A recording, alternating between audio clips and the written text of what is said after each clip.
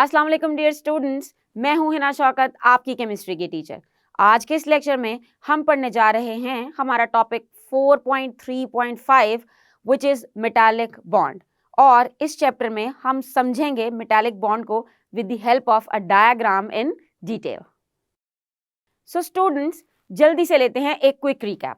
हमने स्टार्ट किया हुआ है हमारा chapter number 4 which is structure of molecules, और इसमें हम पढ़ रहे हैं हमारा topic 4.3 which is types of chemical bonds. And so far we are done with discussion of ionic bond, covalent bond, coordinate covalent bond which is also called as dative covalent bond, and now we have to study metallic bond. इसके बीच में हमने एक और topic भी पढ़ा which was polar and non polar covalent bond, जो कि एक टाइप ऑफ बॉन्ड नहीं है बल्कि कोवलेंट बॉन्ड की ही एक्सटेंशन है। सो जैसा कि नाम से पता चलता है कि मेटालिक बॉन्ड होगा मेटल्स के बीच में। सो चलते हैं इसकी डेफिनेशन की तरफ। So metallic bond is defined as a bond formed between metal atoms, positively charged ions due to mobile और फ्री इलेक्ट्रॉन्स। यानी कि ये ऐसा बॉन्ड है जो कि मेटल एटम्स के दरमियान में बनेगा। And we know that metals are electropositive, यानी कि उनके पास टेंडेंसी है कि वो अपने इलेक्ट्रॉन्स को लूज करके पॉजिटिव चार्ज ले आती हैं और कैटाइंस फॉर्म करती हैं। सो उन कैटाइंस और फ्री इलेक्ट्रॉन्स, यानी कि वो इलेक्ट्रॉन्स जो कि मेटल लूज करेगी, उनके दरमियान जो बॉन्ड बनेगा वो होगा मेटालिक बॉन्ड। सवाल ये पैदा होता है कि जब हमने 3 तरह के पिछले केमिकल बॉन्ड्स डिस्कस किए तो उसमें ऑलमोस्ट हमने सारी ही कंडीशन स्टडी की which can satisfy the stability of the atoms. So question arises that why a different type of bond is required for metals. We know that metals are having different properties. Yes, different properties as compared to all other elements. And these different properties are high melting point, high boiling point, or they are good conductor of heat and electricity. Matlab, they will allow heat or electricity to pass through them. Metals are hard and they are heavy in nature as well. So all these and many other different properties, they distinguish metals from others.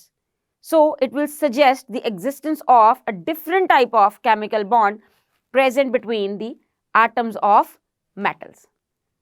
अब अगर देखें कि आखिर ये bond formation होती कैसे है, what are the all steps involved in it, what are the reasons in between. So the first thing is because of the weak hold of nucleus over outermost electrons.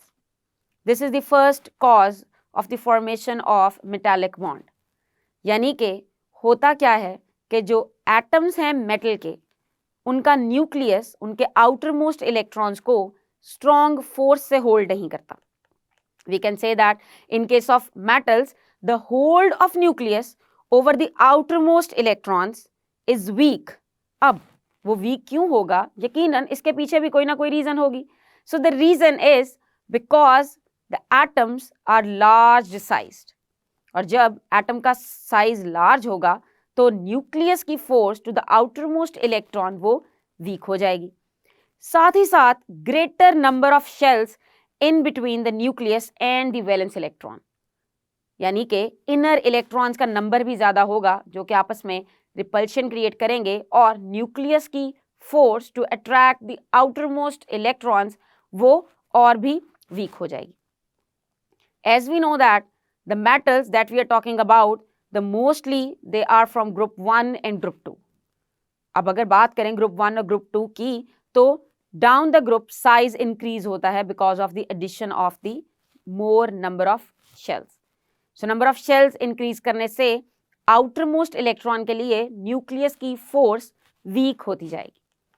अब अगर ऐसा है कि nucleus की force weak है towards the outermost electrons और valence electrons, so उससे क्या होगा? There will be loss of electrons. जी हाँ, those metal atoms they are going to lose their electrons. अब लूज करने के पीछे भी कोई वजह होनी चाहिए, ऐसे ही तो कोई अपना इलेक्ट्रॉन किसी को जाने नहीं देगा।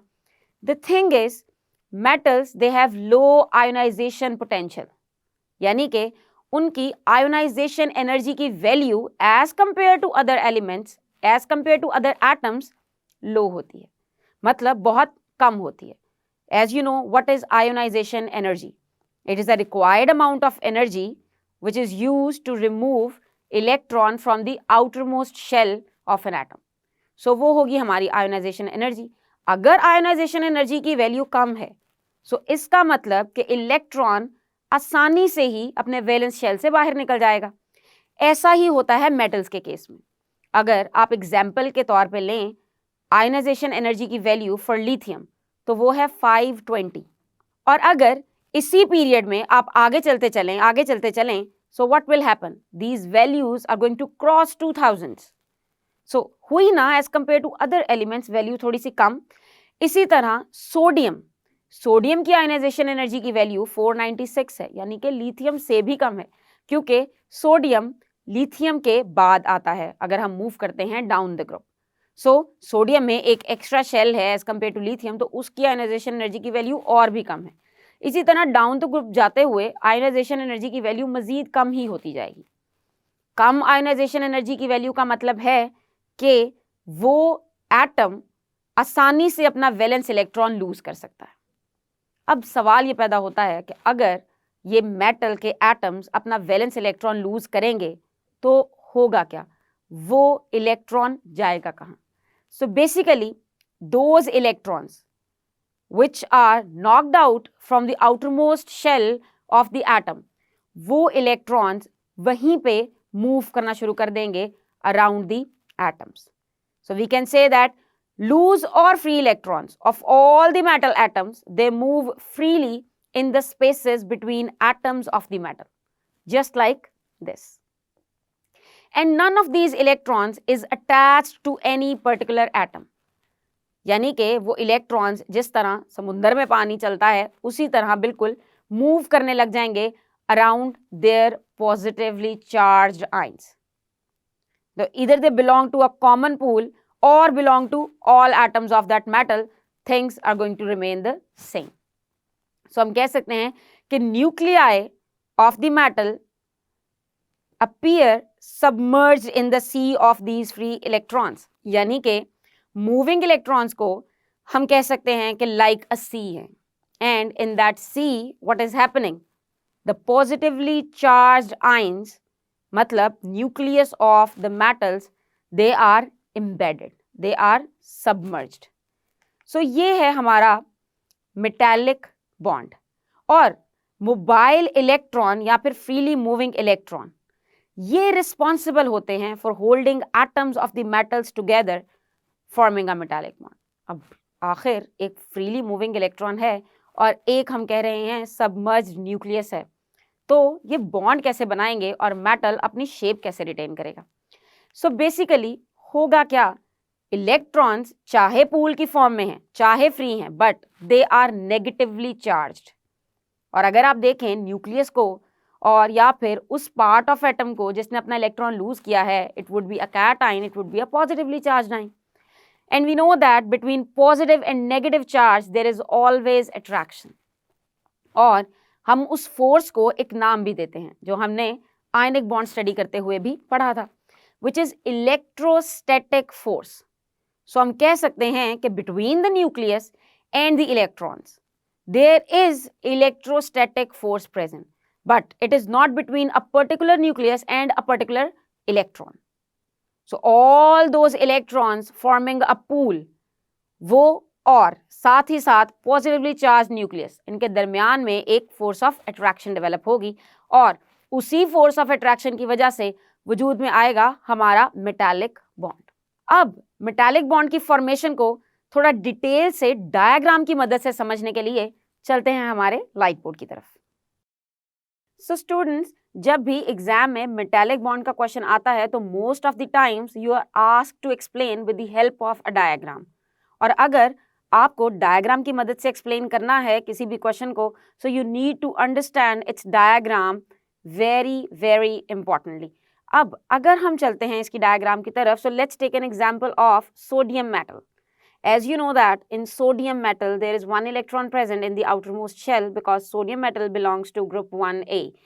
अब आपको याद करना है कि अपनी प्रीवियस क्लासेस में जब आप स्ट्रक्चर ऑफ सॉलिड्स स्टडी करते थे, यानी कि पार्टिकल डायग्राम फॉर सॉलिड्स, यानी how particles are arranged in solids, तो आप उसकी डायग्राम कुछ इस तरह से शायद बनाते होंगे, जिसमें you were supposed to show it in the form of a square, और फिर हम शो करते थे that all the particles they are closely packed, या फिर उसके लिए हम वर्ड यूज करते हैं tightly packed.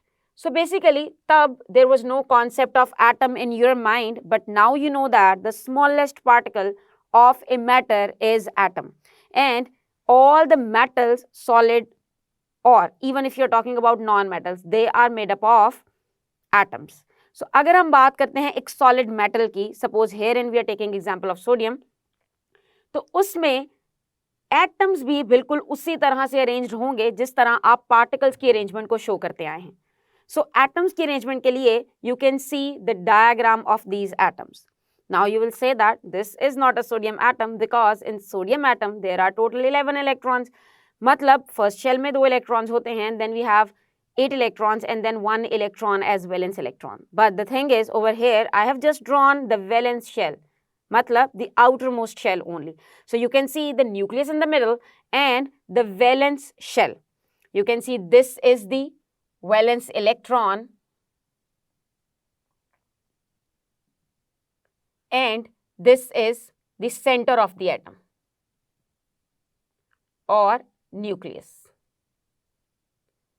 So what happens over here is we know that metals, they are having very less ionization energy, and you can see that atoms are closely packed together. So what happens? These electrons, they will become localized. They will become mobile. मतलब ये electrons delocalized होने वाले हैं when the ionization energy is low. So it means that these electrons, they will leave the outermost shell.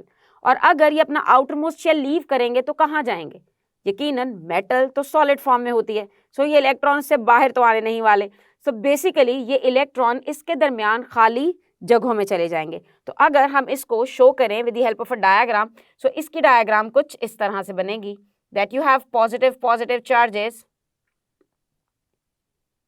And you will see negative charges in between. मतलब ये electrons जो हैं जो आउटरमोस्ट शेल से निकलेंगे वो freely in between the spaces of the nucleus they are going to move, और हम इन्हें बोलेंगे डीलोकलाइज्ड इलेक्ट्रॉन्स और मोबाइल इलेक्ट्रॉन्स.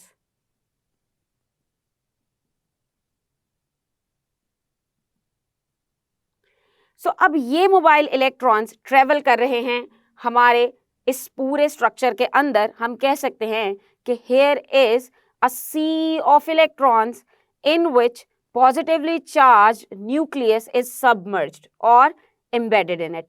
अब ये तो हुई मिसाल जब हमने ली सिर्फ और सिर्फ 6 एटम्स की डिस्कशन, एंड आप जानते हैं कि अगर हम एक स्मॉल पीस ऑफ मेटल भी लेंगे तो उसमें होंगे बिलियंस ऑफ एटम्स. जी हाँ, बिलियंस ऑफ एटम्स. सो जब भी आप इसकी एग्जाम में डायग्राम ड्रॉ करेंगे which would be the schematic diagram, so अब उसको बनाने का तरीका भी समझ लेते हैं. So let's take an example of schematic diagram of copper.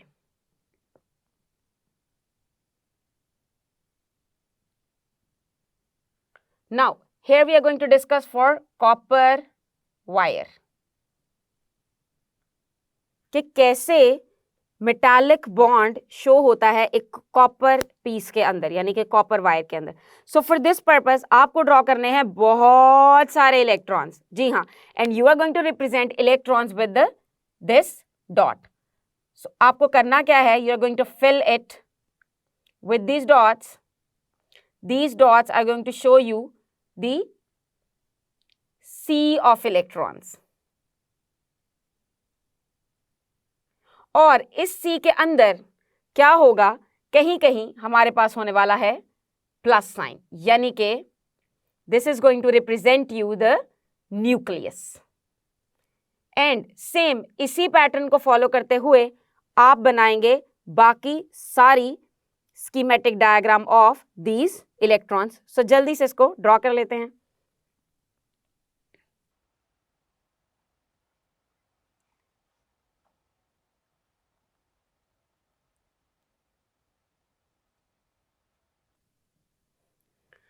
So as you can see that in this schematic diagram of copper, you can see these freely moving electrons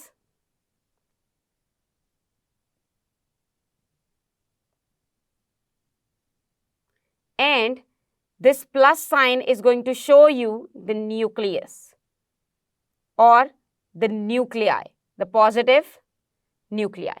Now the thing is how these positive and negative ions, they are going to hold them together. So basically there is a force of attraction between this positive ion and this negative ion. So here is electrostatic force of attraction.